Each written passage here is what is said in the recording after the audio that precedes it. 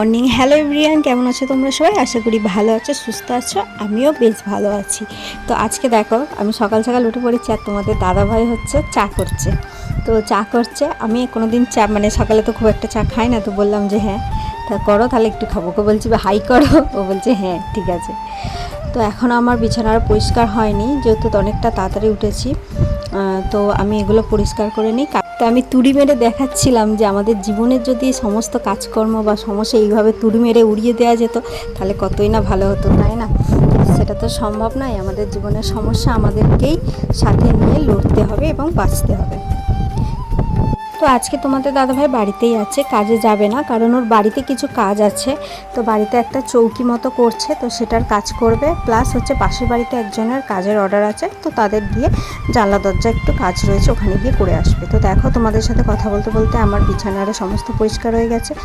আর আমাদের বাড়িতে নিয়ম কী বলো তো, হচ্ছে যে মনসা ঠাকুর পুজো হয়েছিল না, ওই মনসা ঠাকুরের যে মূর্তিগুলো থাকে এবছরেরটা থাকবে, আর আগের বছরে যেটা আছে ওইটা জলে দিয়ে দেওয়া হবে।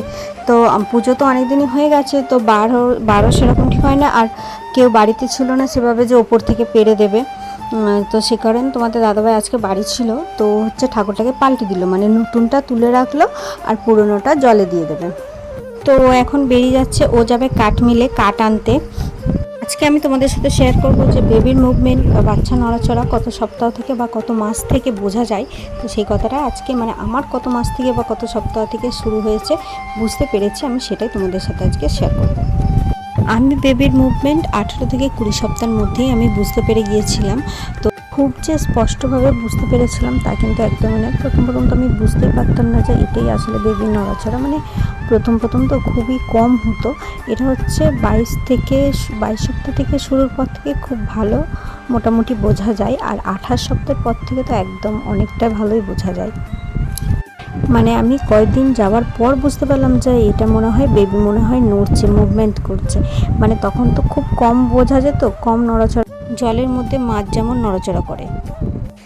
সকালবেলা রুটি আরও সমস্ত কিছু করে একটু বসেছিলাম, কারণ কোনো রকম কোনো কাজ ছিল না। আর এখন বসেছি বাইরে, হচ্ছে মা গেছে দোকানে, বললো বাইরেটা একটু লক্ষ্য রাখতে, তাই জন্য এখানে বসে রয়েছে আমি বাইরেতে। আর গত কয়েকদিন ধরে আমি ভিডিও দিতে পারছি না, তার কারণ হচ্ছে প্রচণ্ড পরিমাণে বৃষ্টি হচ্ছে। তোমাদের দাদাভাইও বাড়ি ছিল, ভয়েস ওভারও দিতে পারছিলাম না যে করে। আর আজ 3 দিন হলো তোমাদের দাদাভাই বাড়িতেই রয়েছে, আজকেও বাড়িতে রয়েছে। তো আজকে গেছে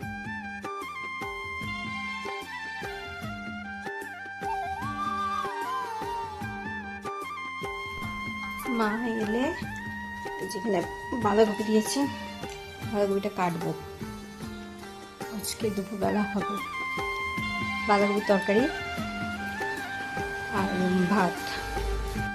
এখন বাজারের অবস্থা এমন হয়ে গেছে, মানে কি বলবো, দেখো এইটুকু বাঁধাকপি, দেখো এইটুকু দাম হয়েছে 50 টাকা। তাহলে গরিব মানুষরা খাবে কি বলো? তারা তো খেয়ে বাঁচবে, অন্তত সবজি হোক যাই। তো এই মোটামুটি 18 থেকে 20 সপ্তাহের মধ্যে বা বেবির নড়াচড়াটা শুরুর পথে শুরু হয়ে যায়। প্রথমে কম থাকে, তারপর ধীরে ধীরে বাড়তে থাকে।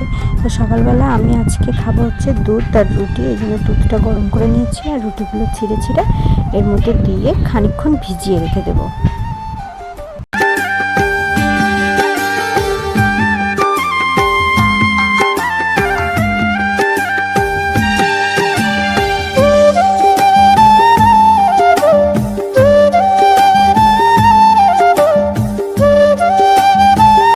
এখন বাজারের অবস্থা খুবই খারাপ, কারণ প্রত্যেকটা জিনিসের, প্রত্যেকটা সবজিরই প্রচণ্ড পরিমাণে দাম হয়ে গেছে এখন। তো এই যে সকালে মা বাঁধাকপিটা এনেছিল, ওটাই হচ্ছে মাকে কুচি কুচি করে কেটে দেবো, মা নিজে ধুয়ে আর রান্না করে নেবে। এটা কাটাকুটি হয়ে গেলে মাকে দিয়ে দেবো, দিয়ে আর আমার নিজের ঘরের হচ্ছে কটা কাজ রয়েছে বলতে পারো। হচ্ছে এই যে আয়নাটা রয়েছে না, এই আয়নাটা পরিষ্কার করবো। তো প্রত্যেকবার এই আয়নাটা আমি কোনো একটা কাপড় দিয়ে পরিষ্কার করি। তো তোমাদের দাদাভাই বললো যে কাপড় দিয়ে নয়, এই আয়না সবসময় পেপার দিয়ে পরিষ্কার করতে হয়, তবেই নোংরাটা ভালো যায়, পুরো পরিষ্কার হয়ে যায়। আর তোমরা হয়তো বললে বিশ্বাস করবে না, আমি পেপার দিয়ে পরিষ্কার করার পর দেখলাম যে সত্যি আয়নাটা ভীষণ চকচক করছে, আর আয়নার মধ্যে একটুও ধুলো লেগে নেই। কি আশ্চর্য ব্যাপার, তাই না? আমি তো এটা জানতাম না, হয়তো অনেকেই জানে কিন্তু আমি জানতাম না। তোমাদের দাদাভাই বলাতে আমি এটা ট্রাই করে দেখলাম যে হ্যাঁ সত্যিই এটাতে কাজ করে। টেবিলগুলো পরিষ্কার করবো। আর আরও একটা আমার কাজ রয়েছে, যেটা এখনও মানে আমার প্রেগনেন্সির আগে থেকে সেই কাজটা রয়েছে, যেটা হচ্ছে এই পাখাটা পরিষ্কার করা। মানে এতটাই ধুলো আর ঝুল জমে গেছে যে এই পাখার হাওয়া আর গায়েই লাগে না। তো চলো এটাকে এখন পরিষ্কার করা যাক।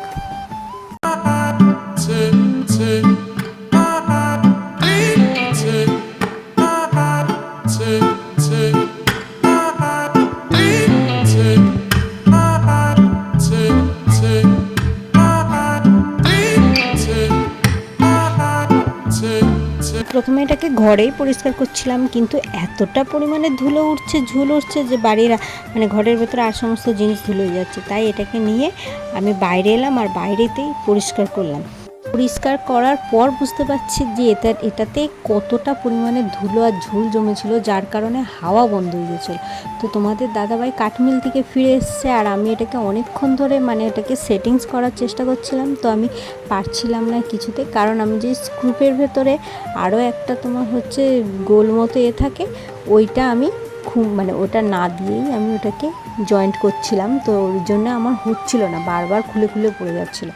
তারপর তোমাদের দাদাভাইকে বললাম, ও বলছে যে ওইটা কোথায় গেল, ওই জিনিসটা কোথায় গেল। আমি বলি ওইটা লাগে, ওটা মনে হয় বাইরে পড়ে আছে। তারপর দেখি ওটা বাইরে পড়ে গিয়েছিলো, ওটা দিতে তারপর ওটা লাগানো হলো। তারপর আমি স্নান টান করলাম, করে খাওয়া দাওয়া করলাম, করে একটু শুয়েছিলাম। তারপর বিকেলবেলা ওই বাড়িতে একটা লেবু ছিল, ওটাই। এখন বাজে প্রায় 4:30। তো বাইরের কাজকর্ম আমার হচ্ছে হয়ে গেছে, ছাদ পাতায় যখন লেবু খেতে বসেছে। তোমাদের দাদাভাই গেছে পাশের বাড়ি, একজনের কাজ রয়েছে সেখানে গেছে।